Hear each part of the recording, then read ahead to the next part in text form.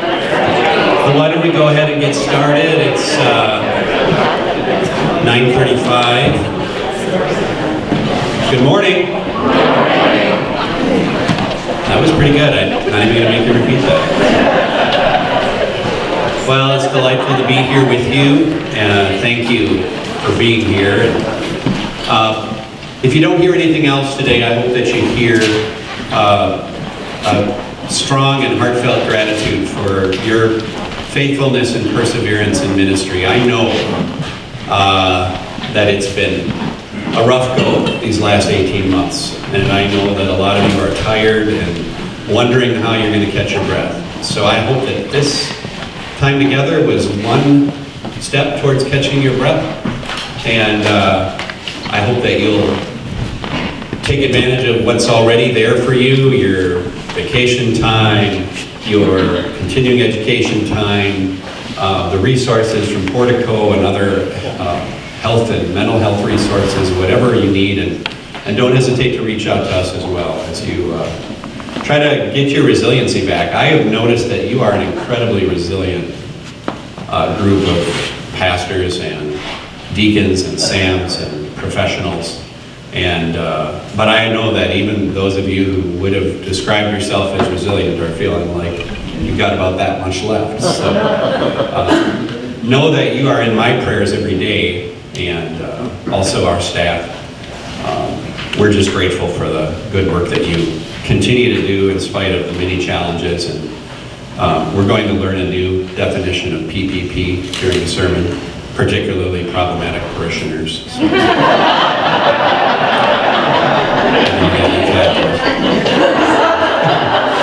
You should, yeah, there should be like a bonus for each one, but we'd all be rich. So, I want to invite Pastor Keith Zay to come up. Come on, Keith. Come on down.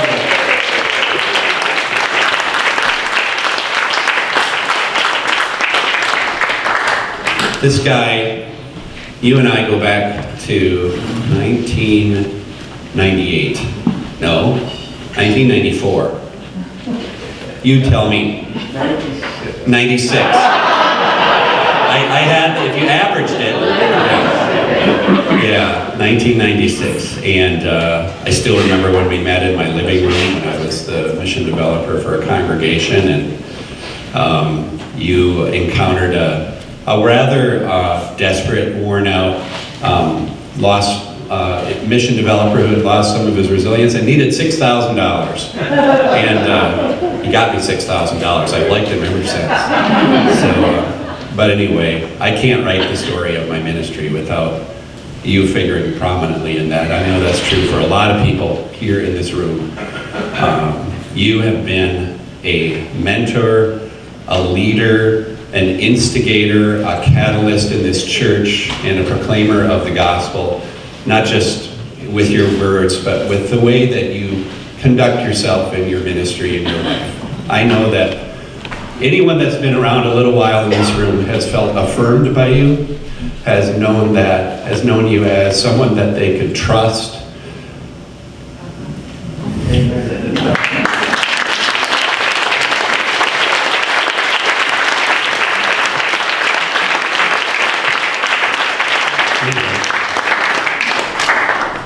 You embody the values of this synod in every day, faithful in relationships, the way that you are a talent scout and identify gifts for ministry, for creative ministries, not just this synod, but many synods around this region, around the United States. One time, when you have like 9 synods that you shepherded? 5. You could have just went with 9, but that's okay. Anyway, I love you, man.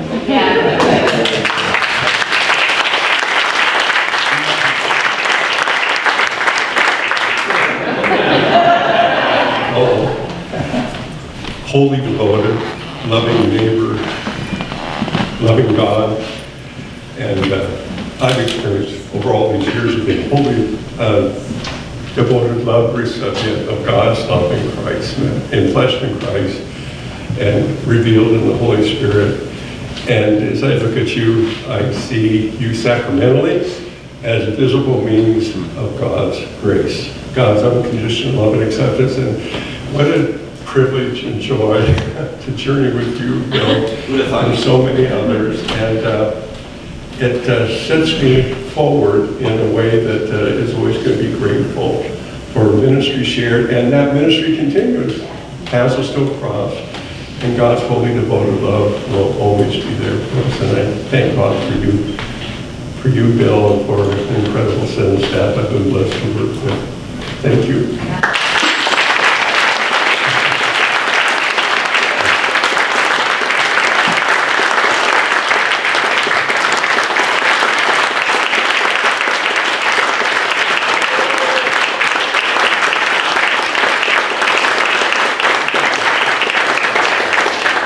When the day comes when we don't have to gather with masks, we're going to do a party. I know Keith's going to shake his head, but we are going to do a party. And that day will come, but for now, Godspeed, and haven't seen the last of him. We've got stuff in the works, and you'll hear about that soon. So, but excited for the next chapter for you and for us as a synod as well. So, staffing-wise, Karen, as you know, Karen Young-Trenny has moved to the other side of the river to be the administrative pastor at Sharon Lutheran. And so Kathy Levenhagen, we've expanded her responsibilities and role on our staff, and she will also be the Minister for Community and Leader Engagement for the Crookston Conference. Stay tuned for what will happen with the Moorhead Conference. We will have an announcement about that in a few weeks. And we'll let you know kind of how our staff will be structured at that time. And then also, on Thursday of this week, the Conference of Bishops will be voting to approve a candidate for the Director for Evangelical Mission for Keith's role with us, who, if that candidate is approved, will begin her work on November 15th of this year. Well, I hope it's this year. And so we'll have a little space there where we're pretty short-staffed, and I thank you in advance for your patience during that time.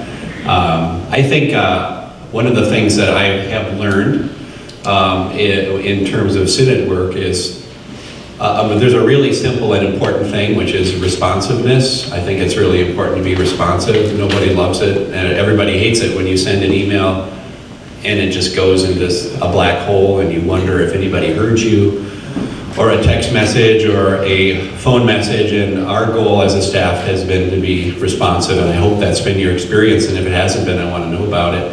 But you may notice a lag in responsiveness for a little while there while we're a little bit short on staff. So, but we'll catch up.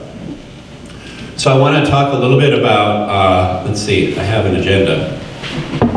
I want to talk about our strategic plan, and Chris, let's pass those handouts out. Somebody want to help Chris? So. How many? There's two handouts. So Perfect. We're light and hungry.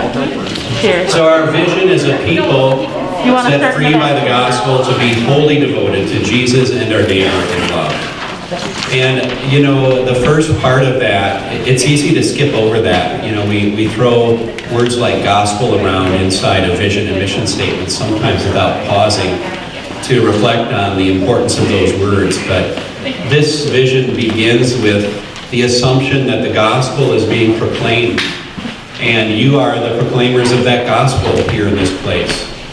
So the vision really depends upon your work, that you are doing what you have been called to do, which is the right proclamation of the gospel.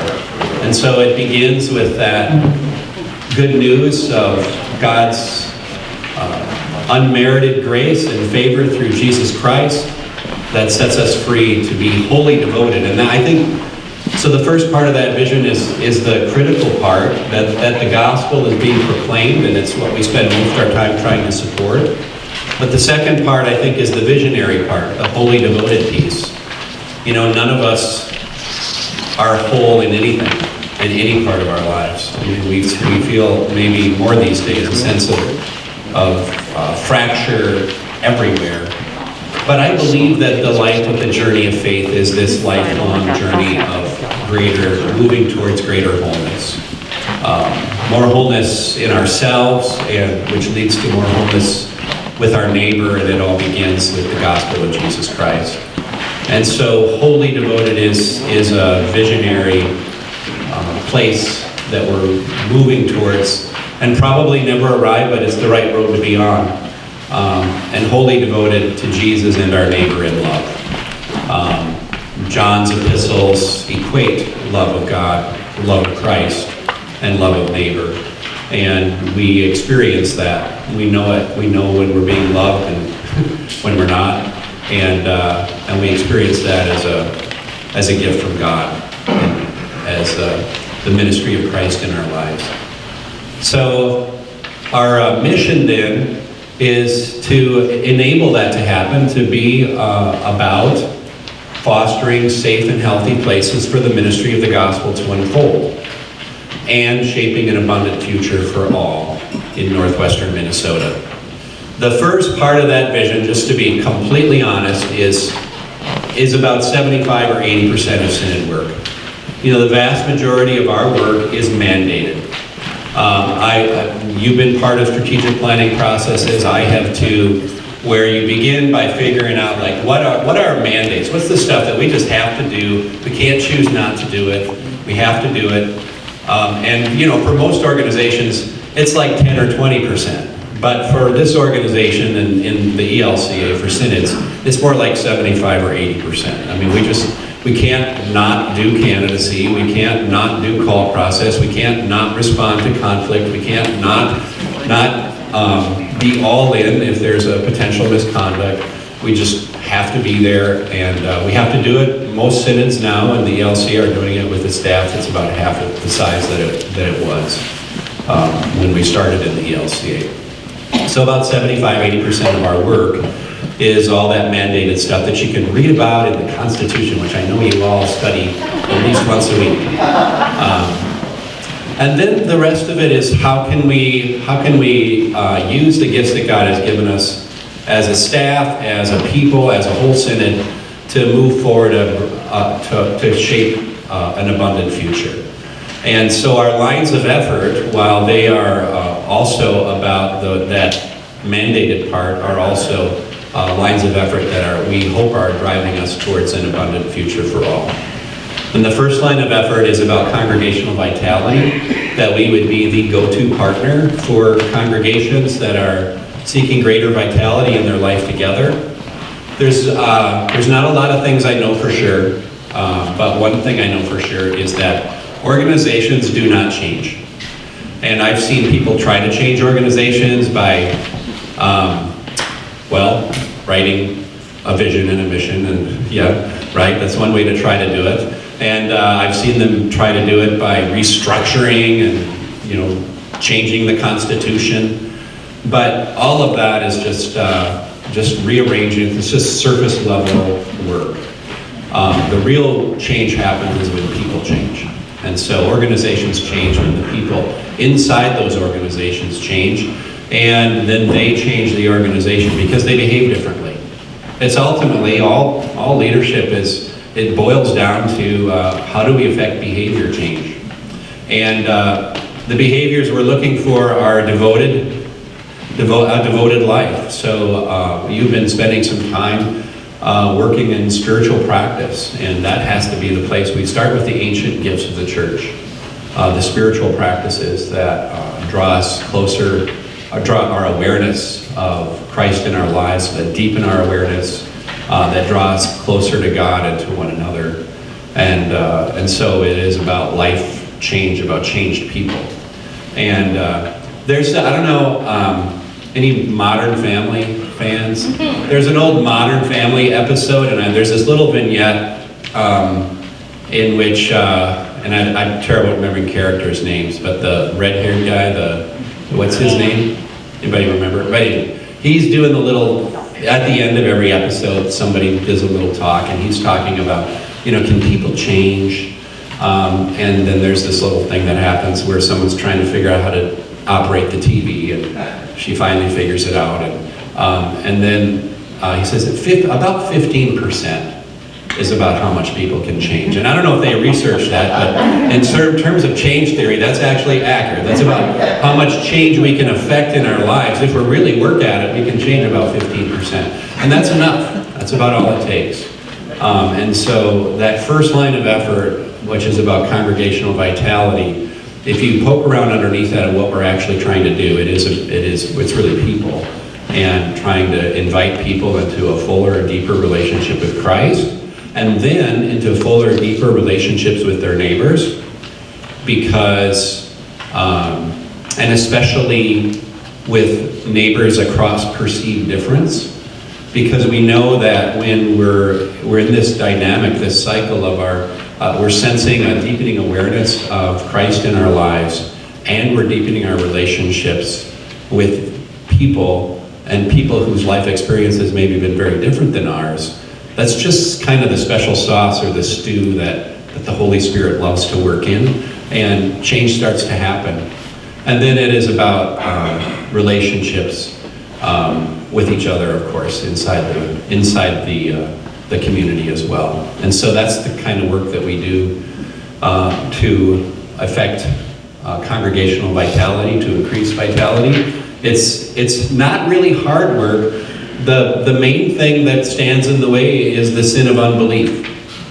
Most people, when they learn that the pathway for our organization, for this church, to move into God's promised future is prayer and dwelling in God's word and having conversations with each other that are deeper than the current commodity prices or the weather, and that people just don't believe that could happen. They'll say, well, we've been doing that for 50 years. And my question is, really, have you? I mean, have you really been doing that?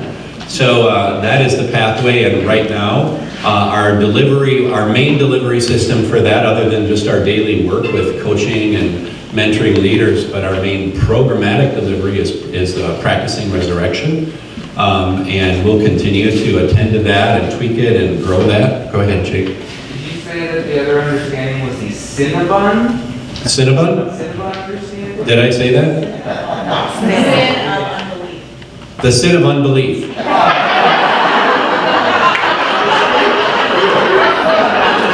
Yeah. Sin of un is a whole different kind of sin.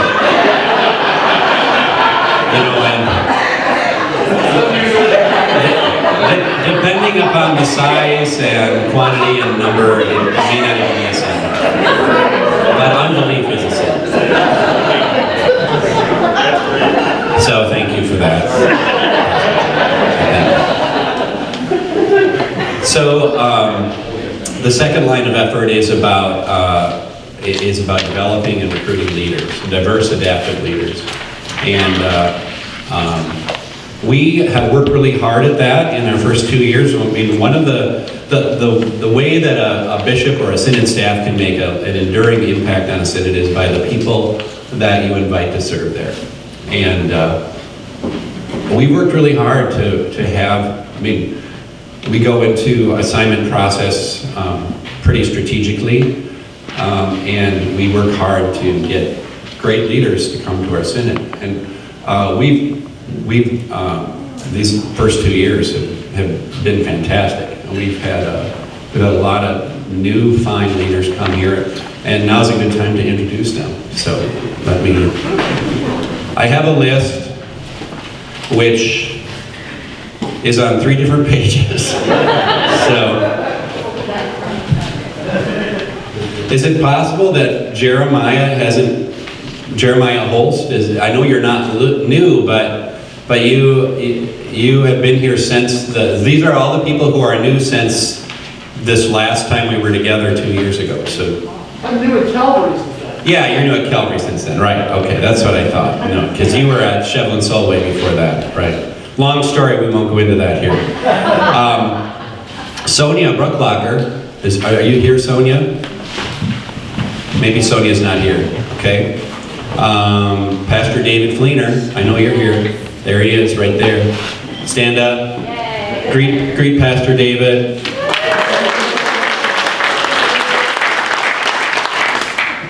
Pastor Dave Adams is relatively new, right? With a call to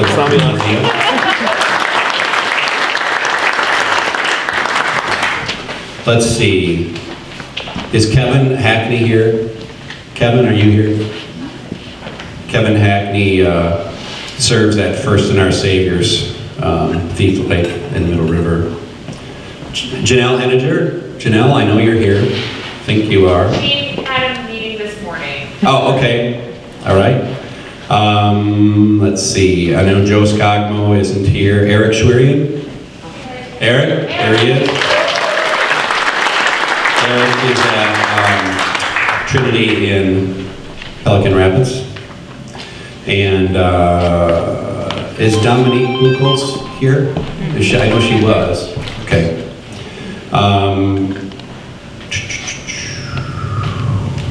Well, Laurel Ivers isn't really that new. She's my pastor at First Lutheran, but she is newly called since 2019, and I know she's not here. Let's see. Tammy Jacobson. Yay.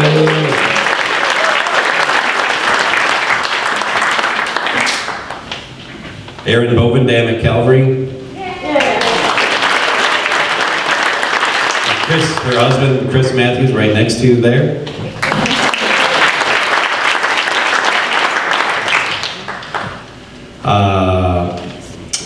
Brother Jeff Brown.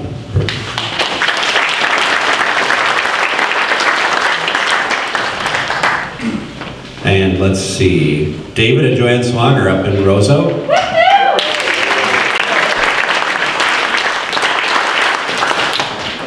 And Grant Vanderford, one of our mission developers. Let's see, Paul Snyder, I know Paul's here. Yeah. At Our Savior's 10 Mile Lake, I'll be there this weekend for their anniversary. Pastor Crail Stringer recently called to Pioneer Care.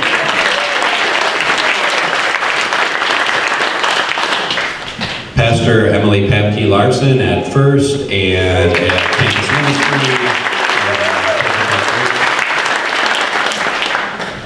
Let's see. Megan and Andy Graves at Halleck and Lancaster.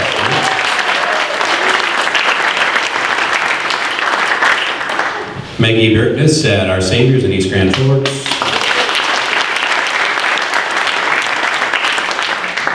Rachel Johnson up on the border in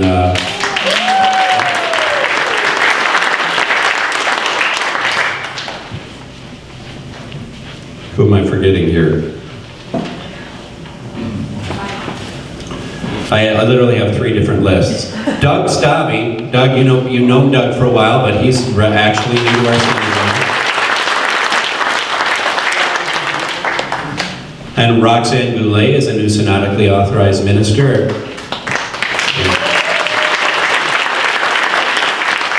Dana Koka is a new synodically authorized minister. Dana.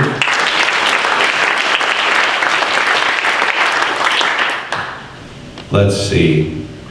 Mike Ozaki. Mike Ozaki, yeah, and brand new up there. And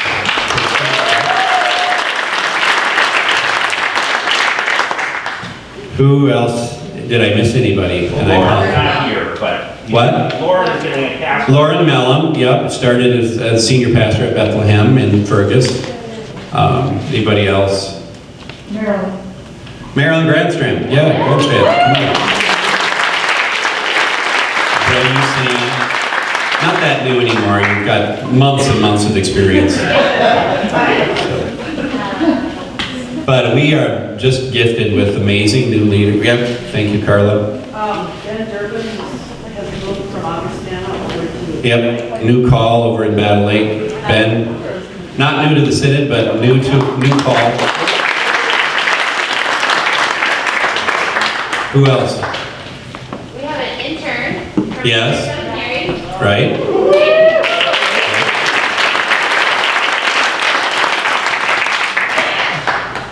I think that we've had, in assignment in just the last 2 years, we've had about 12 new assignees. Those are 1990s numbers. And so we can't guarantee that that will continue, but it's been a real gift to our Synod. Carla? Michelle Jensen. Oh, Michelle, yes.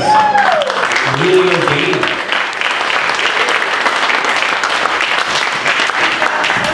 I don't think are here. Yeah. Yep, there's a bunch that I didn't call who just aren't here, so. Anybody else, Carla? I don't know, it's hard for me to see when you only...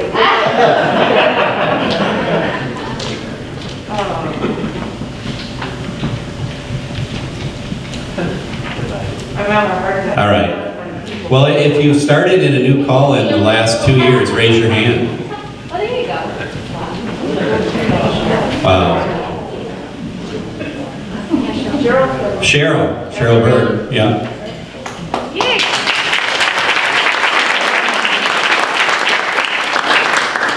So the second line of effort is about developing and equipping leaders. And so in the handout that we gave you are some ways forward with that effort. And one of them that I want to talk a little bit about are what we're calling 5 more smooth stones for Christian leaders. So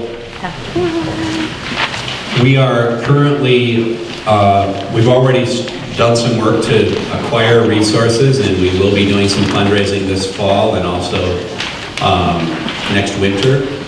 And we have the backing of some of our major donors to implement some of these efforts along our strategic plan. So these are, when we think about what is required for a Christian leader today, we think it's these 5 competencies. If you want to call spiritual practice a competency, I think it is. It's a practice. It's something that we actually have to do and practice, and you can grow in that competency. So spiritual practice is number 1. We can't invite people into changed lives if we're not also on that pathway ourselves. And the second smooth stone is about giving an account, being ready to tell people why you love Jesus and why the church, and when the church was there for you when you needed it, when it embodied Christ with you. And doing it without preparation or it's not a sermon preparation or a Bible study, but just being able to be an authentic person of faith that articulates what you believe and demonstrates that competency so that others can understand that it's okay for them to do that too. You know, emotional intelligence is such an important competency for leaders, to be able to understand not only what's going on inside of you, but how people are perceiving you and what difference that's making in the temperature of the room and how your relationship is unfolding. And there are great tools for helping us live more fully into our emotional intelligence. Adaptive leadership, you've all had a crash course in that in the last 18 months. And I think you've done outstanding work. I think as adaptive leaders, you quickly figured out, very quickly, what you had to do. And then you learned as you tried to implement. You quickly figured out that whatever we do, we have to keep proclaiming the gospel, and we got to keep loving our neighbors. We got to figure out a way to gather around word and sacrament, whether that's in person or virtually, and we got to do it safely. And you learned a lot along the way, so you've already had a crash course in that. But we do know of teachers out there that can help us grow in that competency too. And the 5th one is coachability. Probably I think I shared this 2 years ago, and I'm sure y'all remember that who were here.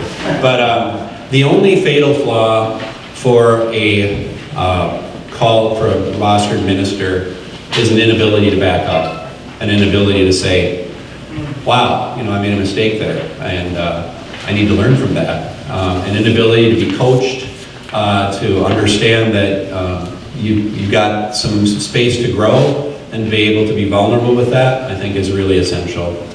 So what we're imagining here is that we would have a coordinator and a champion, a kind of a coordinator who oversees this leadership development effort, which is available to all of us, and then a champion for each of the 5 smooth stones.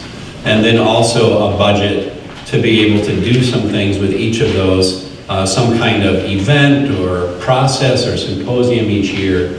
So it's still in development, we're still figuring it out, but we have some sense of where we're going with this, and also some folks that are willing to support that. So questions or thoughts about this leadership development pathway called the 5 More Smooth Stones for Christian Leaders?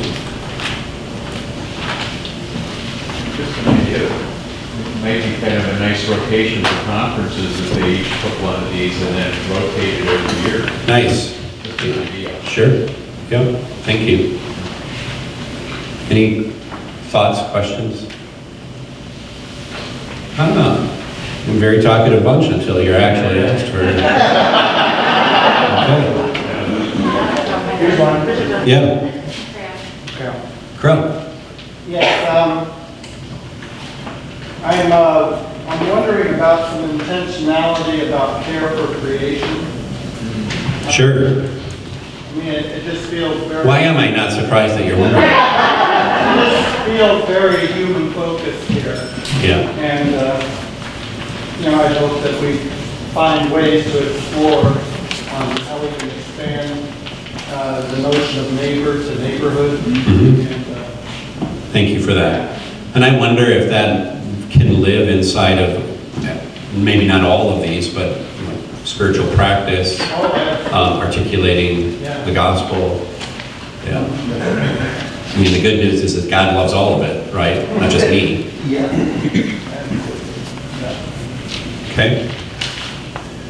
I want you to take so the other part of this line of effort is recruiting. And we need more rostered leaders for the future of this church.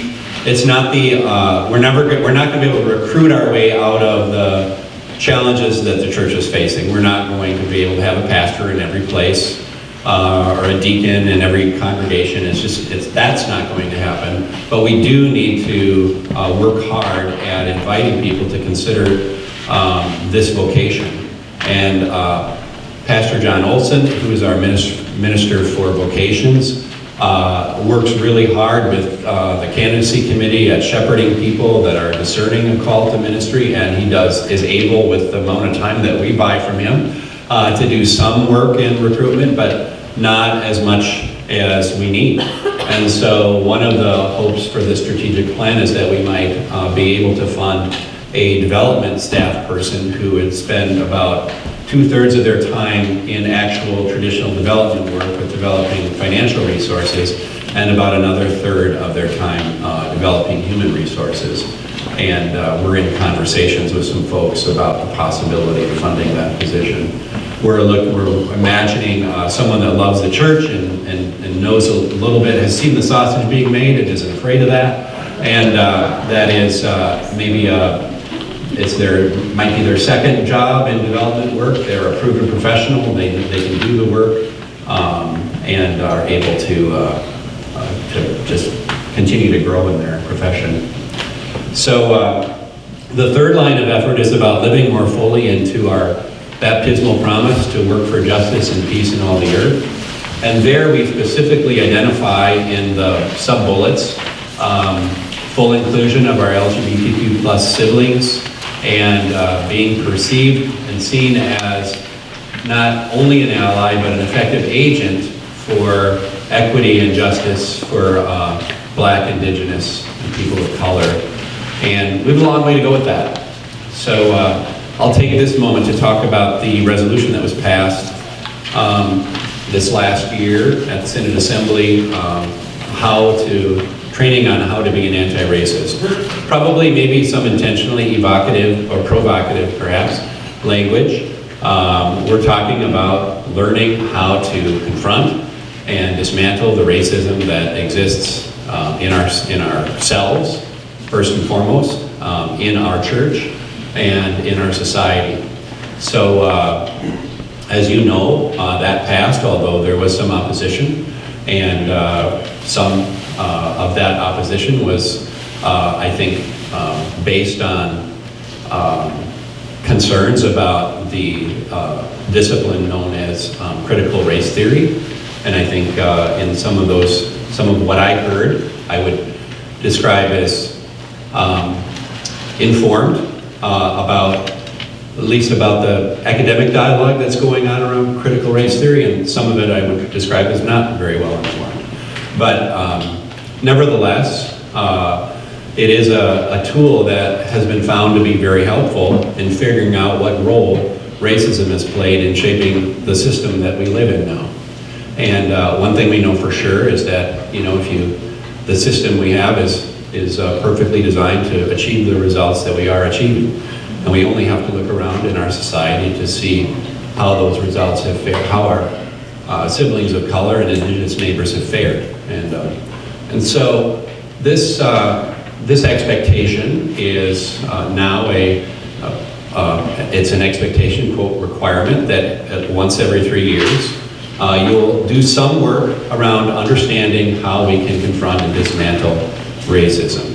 It doesn't have to be a process or a training program that's informed by critical race theory. There are others, and we've even made it in my policy interpretation that you can read a book and answer 3 questions and share, this is what I'm learning and this is how I want to apply it in my life and my ministry. So I think that we've crafted the policy. My intention was to craft the policy in a way that was faithful to the resolution, but also responsive to the diverse perspectives of our leaders. So that will go into effect starting on June 15th of 2022. And what that means is that it will be an expectation that you have, by that point, have received some kind of training or done some of that kind of work that can be in some way documented, even if that's an email from someone saying, yep, they were here. And then if you choose not to, what I will do is simply indicate in the bishop's comments on your RMP, if you submit an RMP, that for whatever reason you've chosen not to do that. There are some synods in our ELC where that'll be important information for that bishop. And frankly, there are some where it won't be. But for the most part, I think that will be impactful on your prospects for your next call. So, questions about that, or tomatoes you want to lob up here? Ready for all. Do we have a training from the Synod that is fleshed out and maybe available to us? Thanks for that. Yes, so our Commission for Racial Equity and Justice has been working since May of last year. And we are meeting sometime this winter. In February, right. Thank you. We are working with Dr. Joyce Caldwell and Reverend Marilyn Miller, who've been doing this work in our ELC for many years. And they are going to offer to us a Train the Trainer program. So our goal is to have 25 leaders trained to deliver this training. And we're looking for more. So let me know, or Carla, or Janelle, or any of our staff, or folks, raise your hand if you're on that commission. Eric, yep. So look around and see the people whose hands are raised. You can talk to them if you have an interest in that training. And we're going to do that. Where are we doing that? In DL? Anyway. I haven't heard back from the people yet. Oh, okay. I'm working on it. Okay. So the other piece that impacts leaders and leadership development was the resolution we passed around boundaries training. That did not receive a lot of opposition, and I didn't think that it would. It just brings us in line with our standard practice in the ELCA and what is becoming a requirement on a lot of insurance policies, frankly. So every 3 years, you've got to go out and get some boundaries training that's been validated by some agency of the church. You can get, we have created, I believe, the first truly online distance learning program of boundaries training that actually involves, discussion boards, and it's a traditional course, 6 hours, self-paced. Aaron Sula-Folkerts, our Minister for Wellness, has created this, and we've had a couple of, raise your hand if you've gone through that. And so we've had folks that have taken it and they survived, and they haven't gotten in trouble since, so that's a good sign.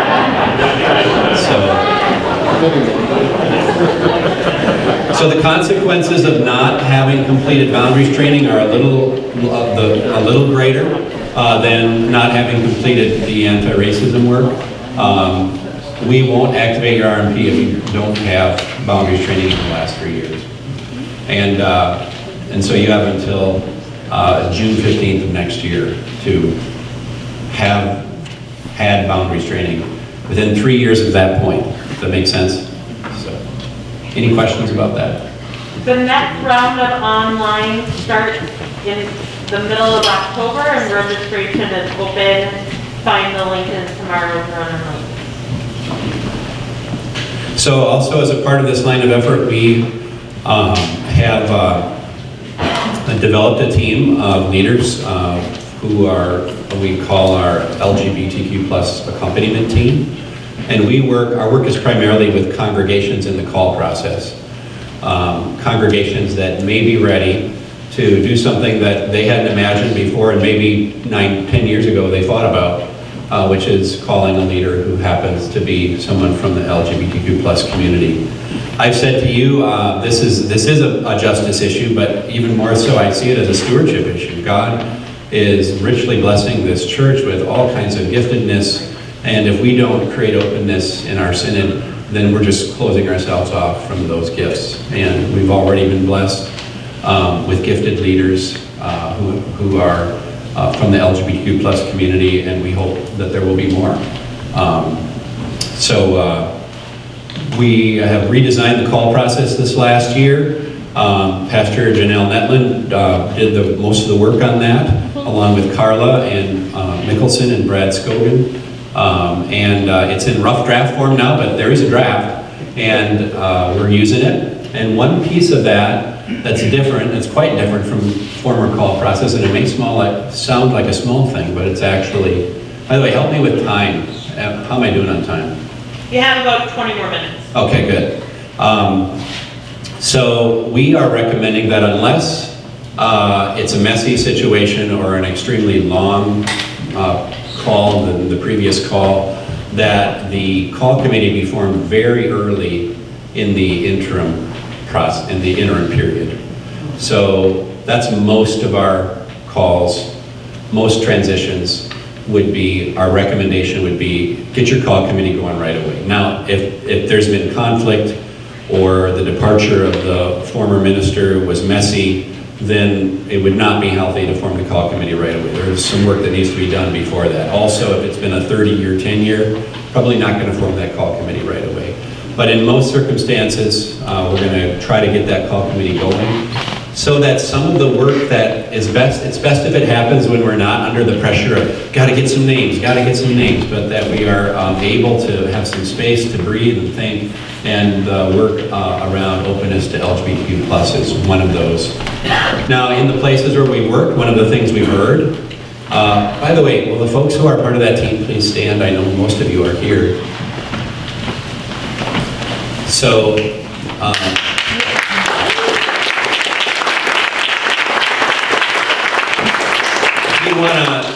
you want to speak? Do you want to say anything, or about your experience? So, Yeah, I would just like to, let you folks know that we've been involved in a number of congregations. My personal experience this has been one of the most rejuvenating experiences of groups I've been with because of the freshness that happens, conversations that happen, the personal growth that's happened for myself, but you can hear it in the people that we have these discussions. So just hold that time as he's describing what we do and why we do it. That's a very vital process, very enlightening.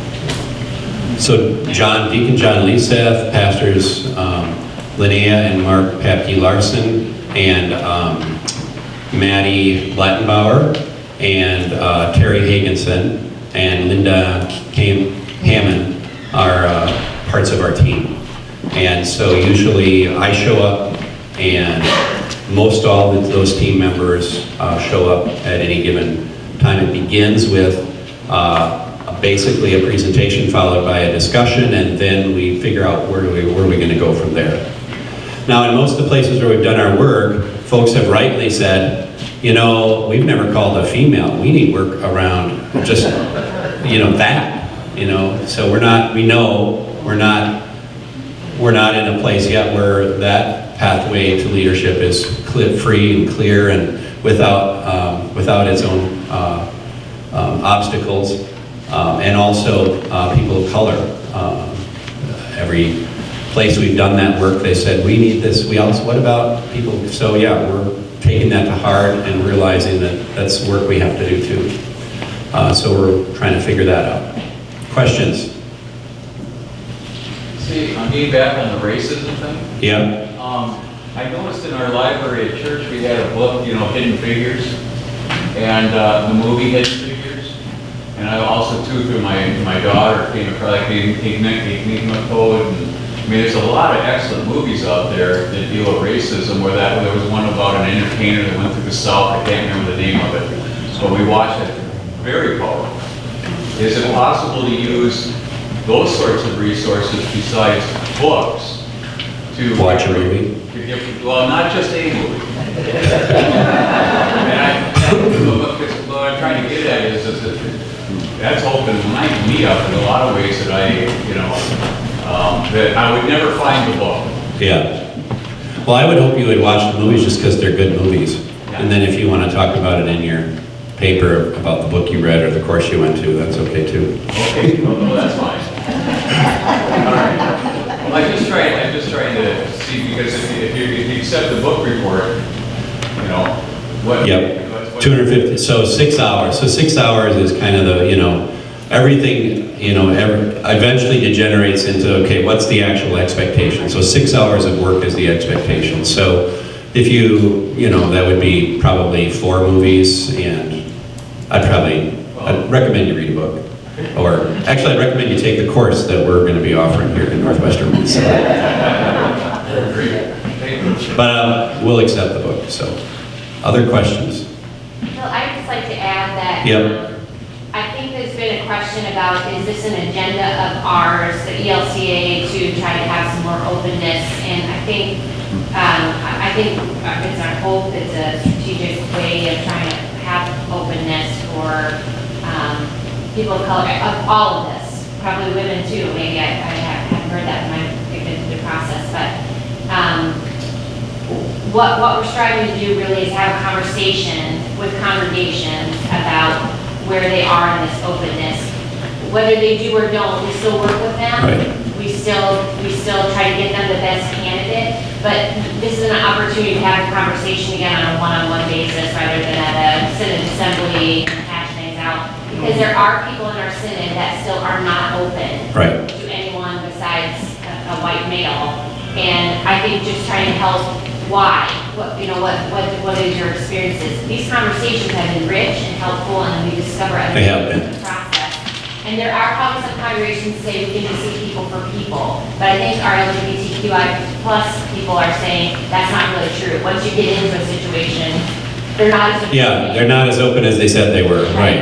And then we create this, we want to support our roster leaders, which is also our synod work. And so Yeah. doing that upfront work, I think, is really important. important, but some congregations said, you're selling us on something we're not really ready to be sold on. We're not trying to sell, we're trying to engage in a conversation. And maybe with the work that this team, Accompaniment Team has done, we can do some people of color, women stuff. I mean, what else? I know it gets to be kind of a big situation. But the intentionality of doing this work and having our candidates go knowing they're going to be supported, no matter what their gender or hair color, whatever, is really what we're trying to get at. And we don't want to put people in places that wouldn't be supported, because we know that already happens when some of that builds up. So, yeah, we talked about this last night too, with the Sensemaker project. And by the way, women in ministry, please do fill out that Sensemaker survey that's been sent out to you. And if it hasn't been, let us know so that we can get it to you. I learned last night, and maybe I should have known, I probably should have, but that filling out that, it's a survey about quality of call and what has been the experience of women in ministry. And telling your stories, it's not like a check the box survey, it's a narrative, and Sensemaker's a tool that can utilize those narratives to help us understand what's going on and what we might do about it. So what I learned is that that's painful. That's a painful process to just write down some of the stories and experiences you've had. You know, we need to hear the stories though. And so if you need accompaniment as you maybe are re-traumatized or relive some of those experiences, don't hesitate to reach out. But please do go into Sensemaker and do that work, because it will be a blessing to, I think. I can't guarantee it will be. You know, our church has some history of saying we're going to do stuff and then not doing it, right?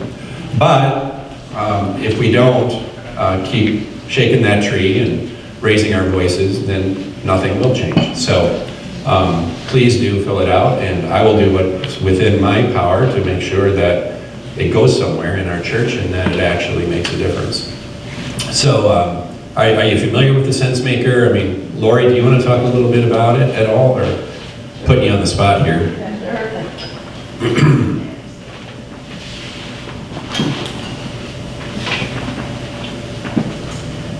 Yeah, so the Sensemaker tool is part of the Presiding Bishop's Quality of Call initiative, and the Sensemaker tool is particularly for women in ministry, because our shared experiences with our male colleagues are often different, and it's very important for us to be able, our voices to be heard. And this tool is a pretty awesome tool, like Bishop Bill just said. It creates a narrative, and the way that it gathers the data is really from our own interpretation as we are completing, as we are sharing our story in it. It's completely anonymous. It is completely anonymous. There is no way for me or anybody else to figure out who you are. Yep, absolutely no way at all. And this is a journey. This is the kind of the first step in the journey about sharing our stories, and then there will be other opportunities to engage in the pilot. Eastern North Dakota we've partnered with them. They are also in this same pilot that we're in. But it's an incredible opportunity for women in ministry to have a voice, an anonymous voice. I think that we get in our smaller circles and we share stories because we feel that it's a safe space, but then it really doesn't go anywhere else. And this is providing a tool for it to go somewhere else. And the hope is that as we share the stories, that they can be used to promote and inspire systemic change. So yes, please do. I'll be sending out additional emails in the next couple of weeks. The deadline is September 30th to share the stories. So I'll be sending, I don't know if I'll get one out this week and then next week just as reminders. But yes, please do participate, because your voice matters and your experiences matter. Thank you. Thanks, Lori. I'll have these to hand out. This is a kind of a This is the Sensemaker Tool in written form, so it'll give you an idea of what you'll be looking at when you go onto the online tool, but you do need to fill it out online in order for the data to be collected. So I'll give this to you on our way out today, and I also have a little card that has a scan code and the link to the Sensemaker Tool. Thank you. Thanks. So I want to back up a little bit back to the second line, another leadership piece. I know that Mary Frances led you in some open space technology, and you identified some potential cohorts. You know, you're not doing adaptive leadership if you're not talking to somebody. You have to be, it's a collaborative process, and we have to learn from each other's experiences and each other's wisdom. And so the thing that Mary is my coach, and also has done as a very experienced executive coach, and does great work. But the thing that I love about her work with our cohorts is that she also does the cat herding of, you know, figuring out when can we get you together, and that's no small task. So we provide the resources to make that possible. So I hope that those of you who identified some adaptive problem that you want to work on, I hope that you will consider forming a cohort that can meet and talk about what you're learning and what you're experiencing, what you're seeing. And you don't have to worry about running the doodle poll or coordinating calendars, because Mary will do that for you, and then she'll also help you stay on task with what it is you say you want to do. So thanks for being here too, Mary. The fourth line of effort is about convening leaders to respond to ongoing and emerging change. It feels like the last 18 months that's been pretty much 95% of our work. I think that the convening was really powerful in the early days of the pandemic. We were not unusual for us to have 100 of you on a Zoom call when we were meeting weekly. And then presidents, I think we've had as many as 80 presidents on a Zoom call. Now we're meeting monthly with you as rostered leaders on the second Tuesday at 1 o'clock. I hope you'll get on those. You know, it's okay to turn your camera off if that particular session isn't what you're needing that week. But I believe that if you attend those regularly, you're going to pick up some nuggets and some blessings along the way.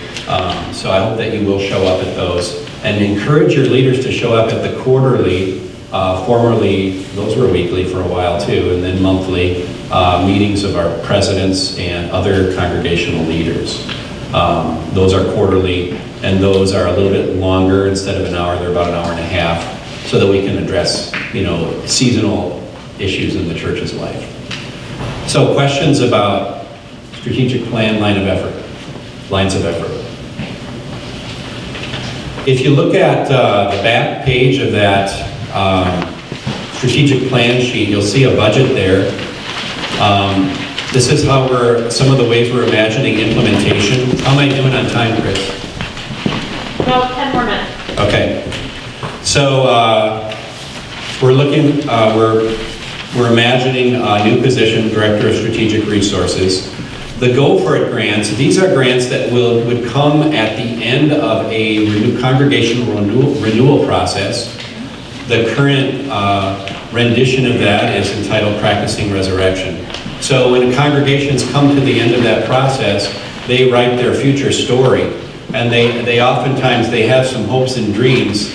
And these grants are intended to help those congregations go for it, right? To actually have the courage to implement. They're not going to pay for it all, but they will maybe offer an encouragement for congregations to actually take some risks that they wouldn't otherwise take. And so we're looking for some resources around that. The 5 smooth stones I've already talked about.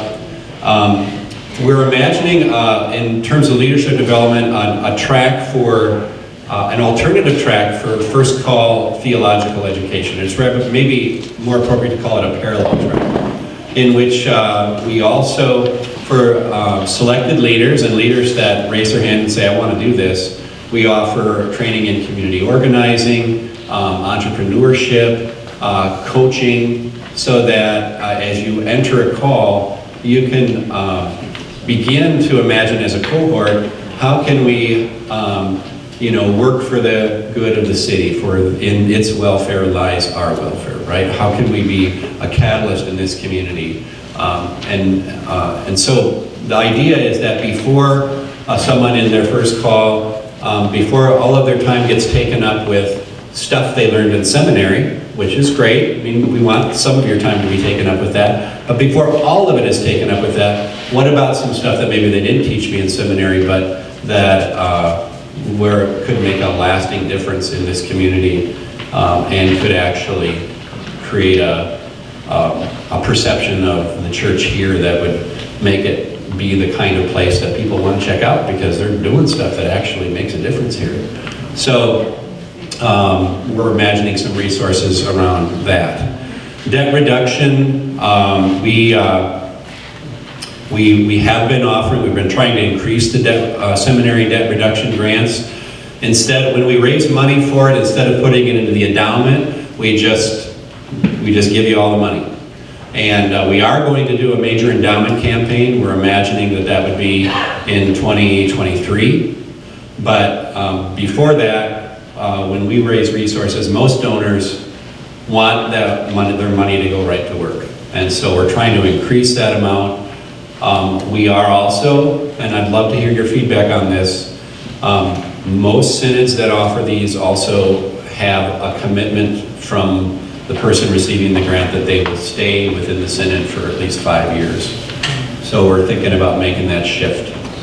The ultimate goal here is to be able to pay off 50% of the debt load of all of our pastors and deacons who have debt within 5 years. So that probably requires about $180,000 a year right now, based on current numbers, to do that.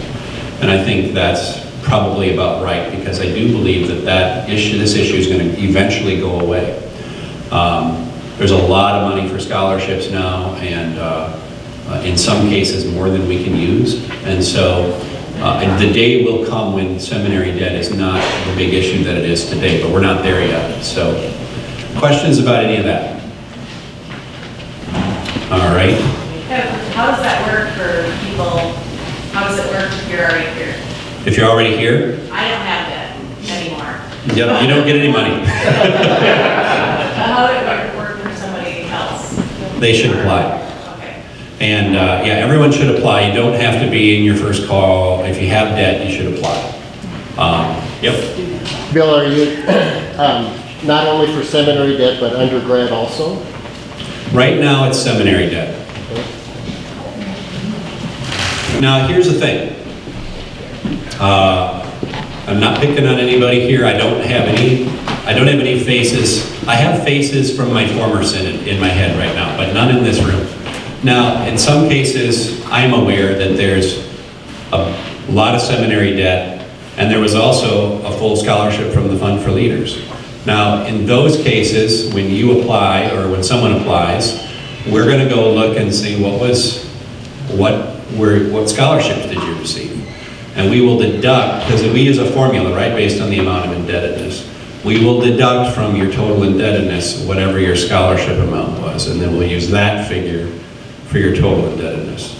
Unless there's circumstances, like in some cases there were major health issues that arose that required extraordinary expenditures, or there were family issues that arose that required extraordinary expenditures, and we will definitely take that into consideration. But it's not a huge issue. It didn't apply to a lot of people in my former synod, but there was at least one situation where there was $120,000 in debt, and the pastor was driving a Harley Davidson and had a nice sports car, and I thought, I'm not sure the church should pay for that Harley Davidson. So we will take a look at those kinds of situations, but I don't think it's a huge issue. Are we stopping it at some point? Like, does it go along with first call education where it's 3 years, or just as long as you have debt and you're in the synod, you get to apply? If you have debt, apply. Okay. If it's your first time applying, and this is something we're still figuring out, we might make you sign a covenant saying we'll stay here for 5 years. And then what happens is it's prorated every year that that amount, which starts out as a loan, is reduced until you've hit the 5-year mark, and then you're done. Did you say the goal was to reduce debt entirely or by 50%? The goal is to be able to reduce a person's debt by 50% in the first 5 years. We're not there yet. I mean, the amount you're going to get this year isn't going to even come close to that, but that's where we want to get to. And I believe we can get there. Are you raising your hand, Jake? No. Oh, okay. All right. Can I move this? Yes. So 2 other things I hope that Yes. you address the SAM program and how we're strengthening that with theology Okay. education and how this all affects Sin of Unbelief. Oh, Sin of Unbelief, yeah. So for synodically authorized ministry now, we do have a working, functioning committee that is in some ways kind of a subcommittee, although not formally, of the candidacy committee. There is a representative from the candidacy committee on the synodically authorized ministry committee and a representative from the Synod Council. So we probably have the most synodically authorized ministers of any synod in the ELCA. There are synods that have none because the bishop, because the piety there is such that you just can't do that. I mean, this synod was founded by people that came here to get away from pastors and bishops, so it's a whole different piety, right? I mean, Jay Borcher retired with 50 years of synodically authorized ministry, so there's places where you can do it for 1 year and then you're done. So what we've tried to do is we've tried to craft a approach that provides accountability and oversight and also support and makes clear what the pathway is for training. And this allows us to ensure that my role as the Word and Sacrament Minister of the Synod, that I'm being faithful in that, that we have good oversight so that the gospel is rightly preached and the sacraments are rightly administered. And also so that people who are doing that work feel like there's somebody that knows about them and will talk to them if they have issues. You know, we've followed the guidelines that are in the roster manual for synodically authorized ministry. We've just tried to formalize it here. And we're learning as we go, but I think it's going pretty well. I don't know, what do you think? I'm looking at my Sam's in the front row here. Is it going all right? You would never say if it wasn't, would you? And for education, we are partnering with other synods. I'm actually the lead bishop on that for looking at the program that's here that formerly known as the Lay Preachers School, now will be rebranded. And you would think, as the lead bishop, I would remember what the new branding is. No, no, Life is the other school. LED. Anyway, it's LED is the LED. But it's a 2-year process, 3 weekends a year, covering some of the core areas of ministry practice. The key to effective synodically authorized ministry, I think, though, isn't so much the training, that's important too, but it is the mentorship of the mentor pastor. There will be a seminary-trained, ordained pastor that is an active mentor for each synodically authorized ministry. I know some of you are serving in that capacity, and thank you for that. The idea is that you'd be compensated for that, and we're still living into it, because congregations who've had synodically authorized ministers for a while in the past have not had to pay for that. And so we're helping them figure out that that's a worthwhile investment for them. So thank you for that. Raise up lay leaders and let's get them. Right. We welcome it. And then the Synod Assembly. Okay. So we're going to try something this year. This isn't just like, okay, now this has changed for good. It's an experiment, but we are going to go ahead and do another virtual Synod Assembly. Similar to last year's, although I'm hopeful there won't be 6 resolutions. We probably will maybe shorten whoever the speaker is. We may just have one slightly longer presentation with more Q&A time, not 2 presentations. Make that day a little bit less robust, but still hopefully as engaging as we heard from you thought that was. And then we will offer an in-person experience in March, which will be called the Great Synod Get Together. Totally ripping off the Minnesota State Fair. And we might even steal their logo, I don't know. But, and then that day will be a day for us to come together. This year it will be in Detroit Lakes for worship and to equip one another for ministry.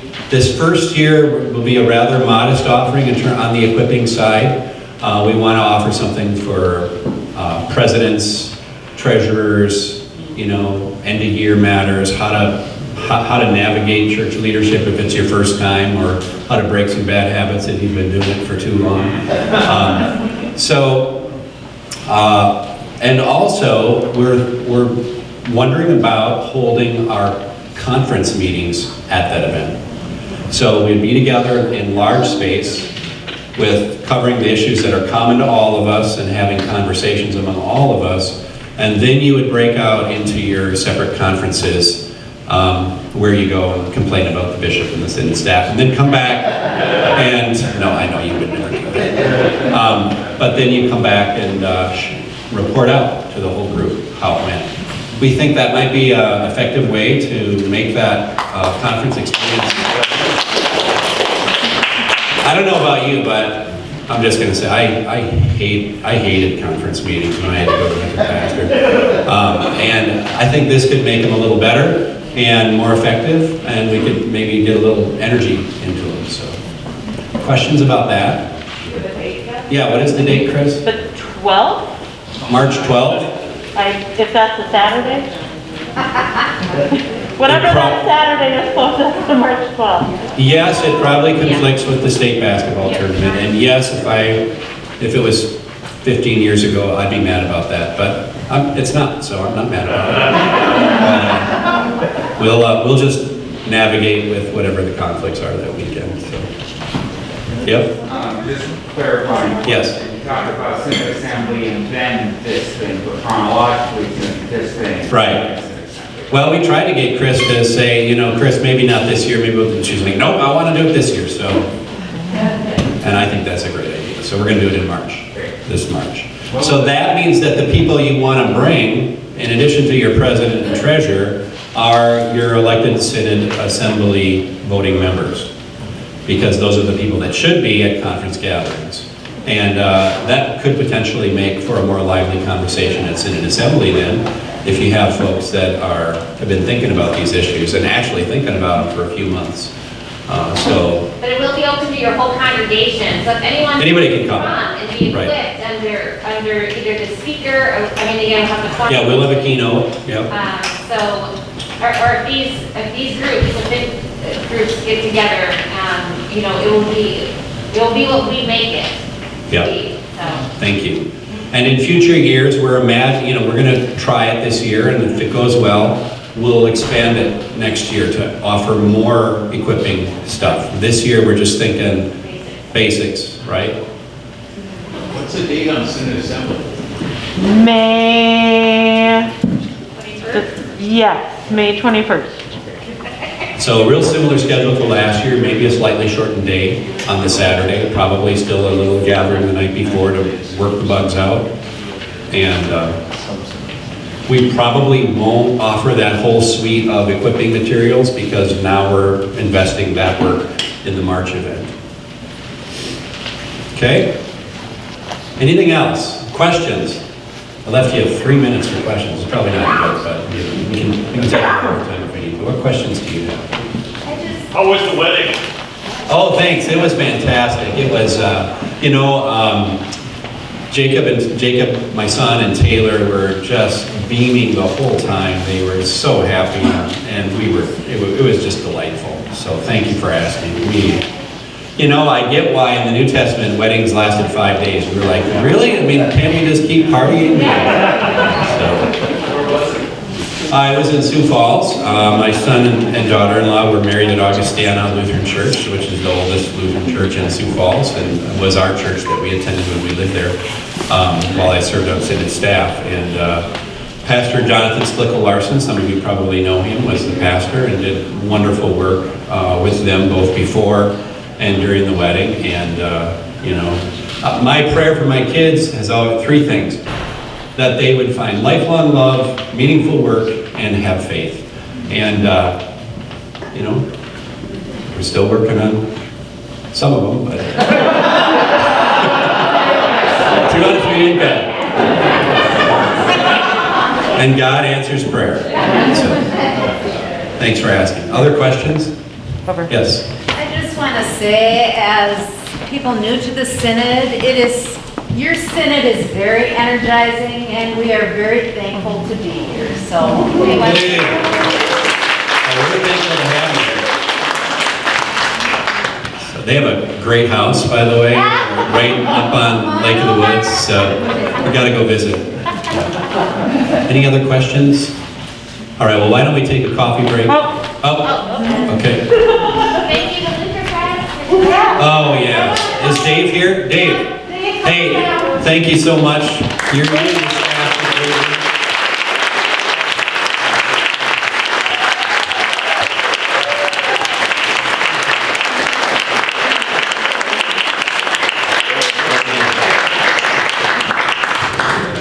I wanted Dave to come up. Much like everywhere else in the country, or at least in our neck of the woods, they're short-staffed, so when I got here, Dave was vacuuming and cleaning toilets. And so when you see the Luther Trust staff today, please thank them for all their work. And Dave, do you want to say anything about camp? Well, of course. I never give up the opportunity to get in front of a microphone. So, thank you so much for being here. We are in the midst of a major transition. Also, a couple of staff have left, but that leaves you with opportunities. This last year during the pandemic, we had a change here at Luther Crest and doing some more online resourcing, curriculum development, those sort of things. That's been energizing for me. I'm writing confirmation curriculum right now. Can you believe that?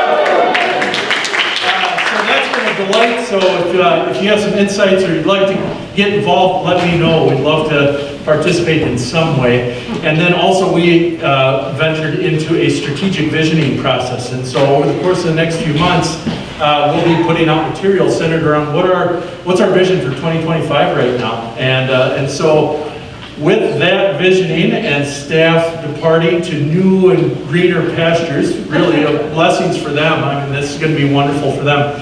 That provides us an opportunity to really imagine who we are. And so on behalf of me and Maddie and Jenna and our board and Mason and Ted and our others that were helped, we're so glad that you chose to come and be here with us, and we look forward to serving you and the church in new ways coming forward. So thanks so much for being here. Yeah.